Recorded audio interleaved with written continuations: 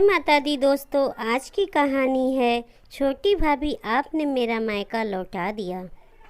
पेड़ पौधे, खेत और घर सब तेजी से पीछे की ओर भाग रहे थे और मेरा मन भी मेरे बचपन की ओर भाग रहा था।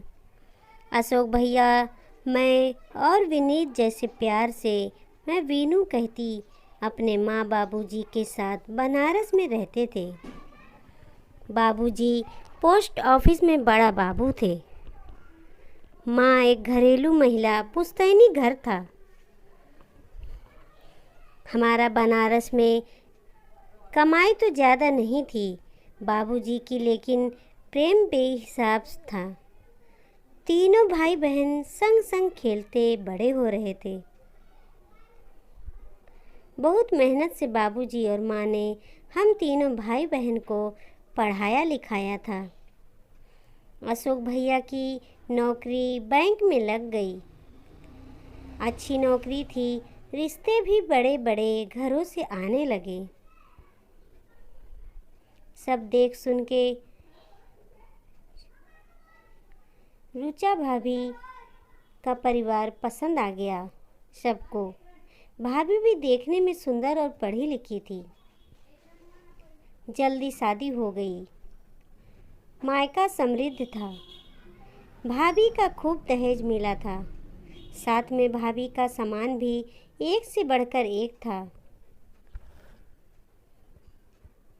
इतने सुंदर सुंदर गहने, कपड़े, मेकअप का सामान देख मेरी आंखें फटी रह जाती। उम्र भी ऐसी थी कि स्वतः मन आकर्षित हो जाता। एक दिन भाभी को कमरे में ना पा उनकी लिपस्टिक लगाने लगी। तभी भाभी ने देख लिया और घर में हंगामा मचा दिया।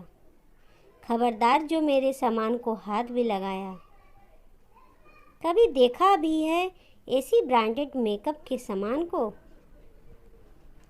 आंखें दिखाती भाभी मुझ पे बरस पड़ी और माँ ने अपनी कसम दे मुझे उम्मीद थी अशोक भैया शायद भाभी को कुछ कहे, पर बड़े घर की बीवी और दहेज के सामान ने उनकी बुद्धि बदल दी थी।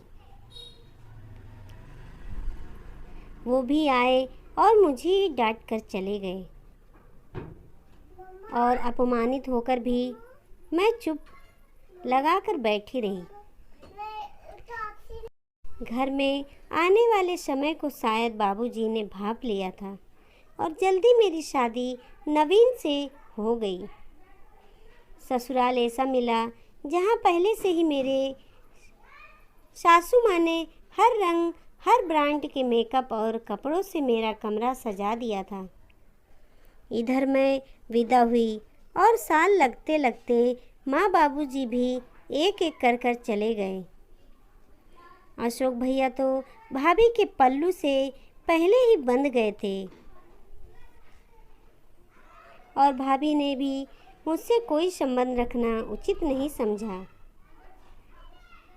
मेरा मायका अब ख़त्म हो चुका था। फिर भी हर तीज त्योहारों में मायके की यादों की टीस उठती और स्वतः दब भी जाती।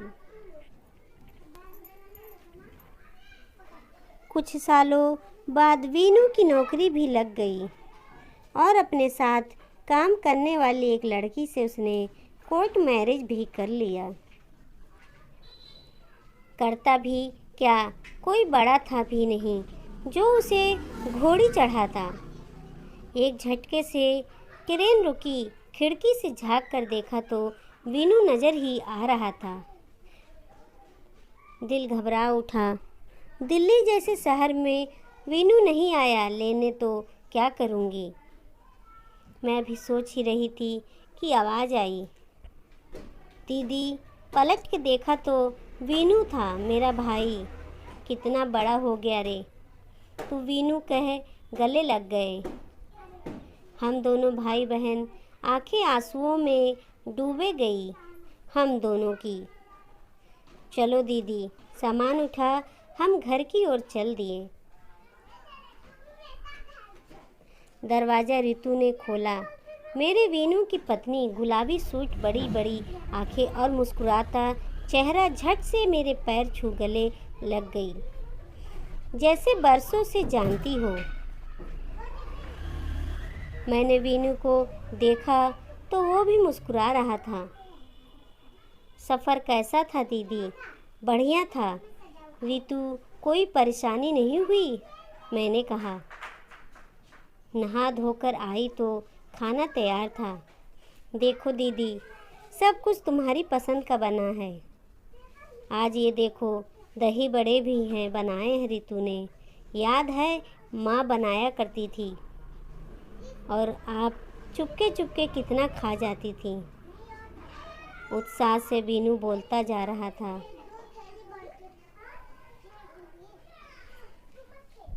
खाना बहुत स्वाद बना है। ऋतु मेरे कहते ही बच्चों सा चेहरा खिल उठा। 2 दिन रही वहाँ और दोनों दिन मेरे छोटे भाई भाभी ने मुझे सिर आँखों पे बिठा रखा। थोड़ा अजीब भी लगे, आदत ही नहीं थी।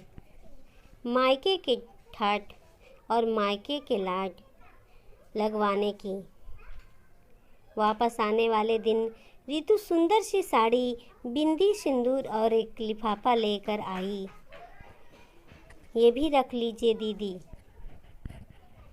नहीं नहीं, इसकी क्या ज़रूरत है ऋतु? क्यों नहीं दीदी? अगर माजी होती तो आपको देती ना। फिर भी आप मना करती क्या? ये तो आपका हक है, तो हक से लीजिए दीदी। अपनी छोटी भाभी के मुंह से ये सब सुन आंखें बरस पड़ी। सच कहा ऋतु, ये तो मेरा हक है, ज़रूर लूँगी। और दोनों नंद भाभी गले लगकर रो पड़ी। हमें देख वीनू की आंखें भी भर आई। मुझे पता है दीदी, इतनी बार बुलाने पर भी आप क्यों नहीं आती थी। लेकिन दीदी, सारी भाभियाँ एक जैसी नहीं होती।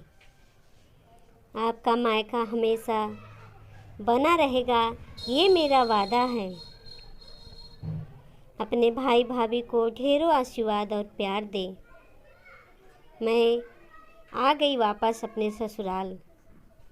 अगली छुट्टियों में वापस जाने को, क्योंकि मेरी छोटी भाभी ने आज मेरा मायका जो लौटा दिया था। वीडियो अच्छी लगी हो तो लाइक सब्सक्राइब ज़रूर करें। कहानी कैसी लगी कमेंट में ज़रूर बताएं। अपने दोस्तों रिश्तेदारों में शेयर करें। देखते रहें सुषमा मोटिवेशनल स्टोरी। धन्यवाद।